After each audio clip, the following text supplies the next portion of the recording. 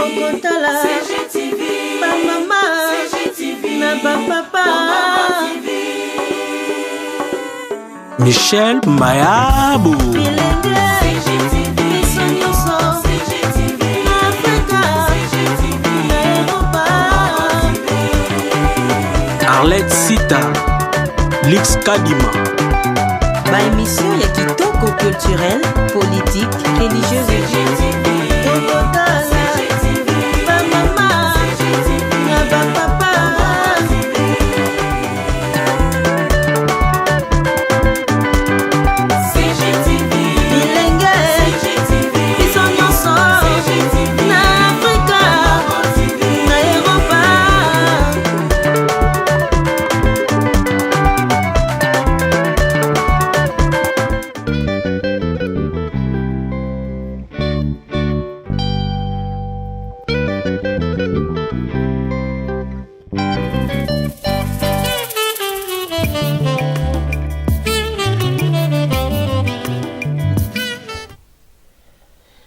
Chers amis internautes, salut.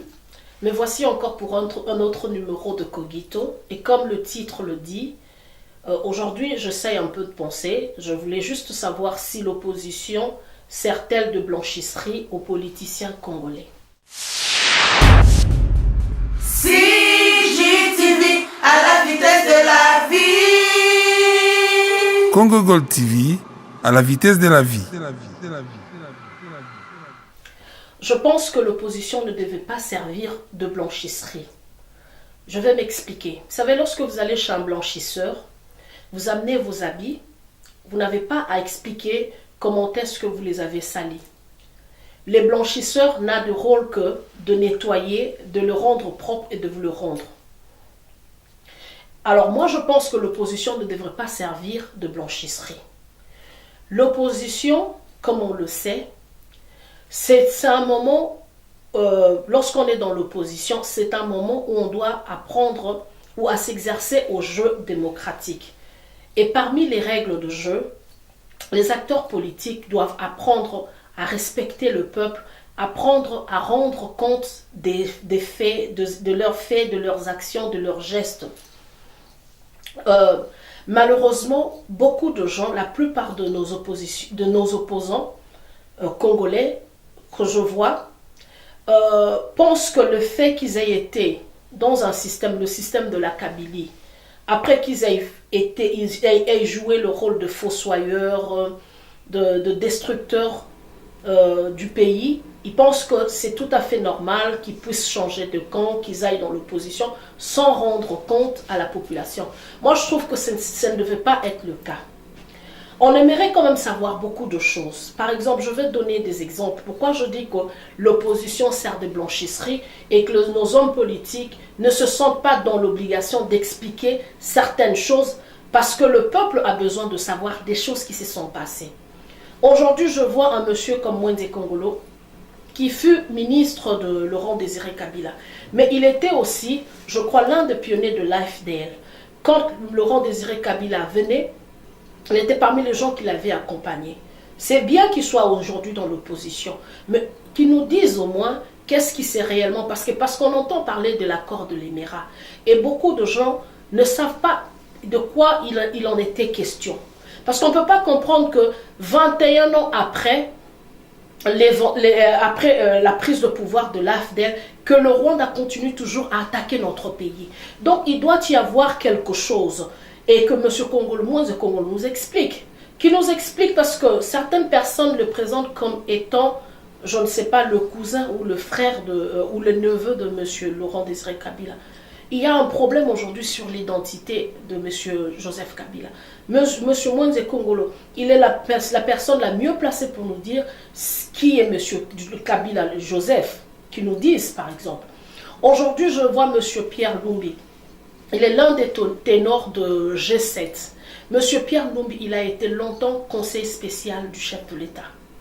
Qui nous explique comment monsieur Kabila, dans quelles circonstances, par exemple, monsieur Tchébé a trouvé la mort. On aimerait savoir qui a donné l'ordre et pourquoi. Qui nous explique, parce que le peuple congolais a besoin de savoir. C'est ça, quand ils disent qu'ils combattent un système, mais il faudrait qu'ils montrent à la population quelles sont les dérives, quels sont les mots qui décrivent. Il ne faut pas qu'ils viennent seulement dire oui, nous avons quitté M. Kabila, mais qu'ils nous expliquent.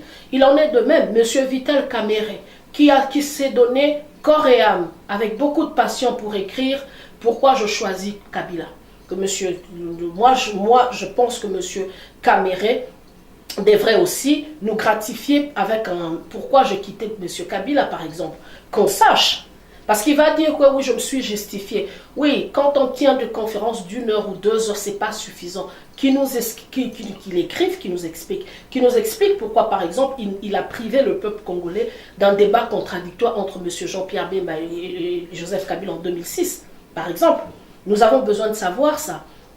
Que M. Katumbi, qui parle de penalty, de faux penalty, qui nous explique comment est-ce qu'ils ont pu concéder ces faux penalty à M. Kabila. Qui nous explique, parce que le peuple a besoin de savoir. Ce sont des choses fondamentales, moi je pense.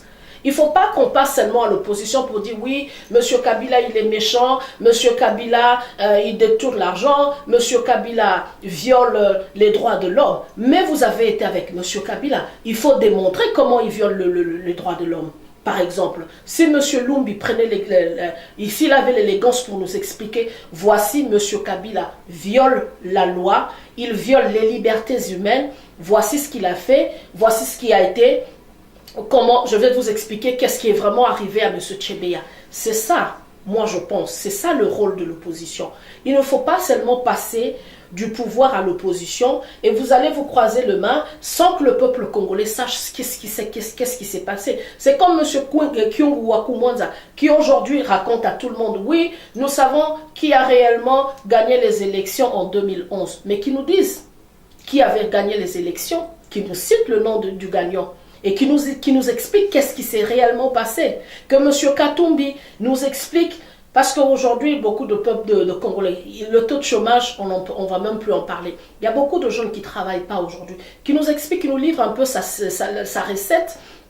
Comment est-ce qu'avec 100 $ on peut devenir millionnaire? Je lui demande, je ne m'attends pas à ce que tout le monde devienne millionnaire, mais qui nous explique quand même le secret. Comment on fait à partir de 100 $ pour devenir millionnaire, par exemple. Qui nous explique aussi si ce que M. Mouyambou nous reprochait, parce qu'il ne faut pas qu'on oublie que M. Mouyambou, par exemple, qui aujourd'hui croupit dans les géoles de la prison de Makala, que ce monsieur, son seul péché, c'était d'avoir dénoncé la gestion de M. Katumbi. Donc on a besoin de savoir. Moi je pense que l'opposition politique ne devrait pas servir de blanchisserie. Moi je pense que l'opposition politique ne doit pas, parce qu'on passe à l'opposition, qu'on doit être absous. Non. Quand on passe à l'opposition, c'est bon de dire oui, nous avons été avec M. Kabila, oui, nous avons détruit ce pays, voilà comment nous avons détruit le pays. Vous apportez des preuves A plus B et de là, vous demandez pardon au peuple congolais. C'est à ce moment-là qu'on vous fera confiance. Si vous pensez seulement que vous pouvez quitter M. Kabila et venir à l'opposition politique et sans rendre compte à la population de ce que vous avez fait, sans restituer à la population l'histoire réelle, les événements, les déroulements des faits, eh bien, moi je dis que ça soit vous de l'opposition, que ça soit vous de la majorité, vous êtes tous pareils, vous êtes blanc, bonnet blanc, ça veut dire que vous n'avez aucun respect, vous n'avez aucune considération pour la population congolaise. Donc ça, c'était ma pensée d'aujourd'hui. Merci beaucoup. Restez toujours branchés sur Congo Gold News TV, donc on est là, vous allez voir nos numéros qui vont passer en bande passante et puis notre adresse email. Merci. CGTV à la vitesse de la vie. Congo Gold TV à la vitesse de la vie.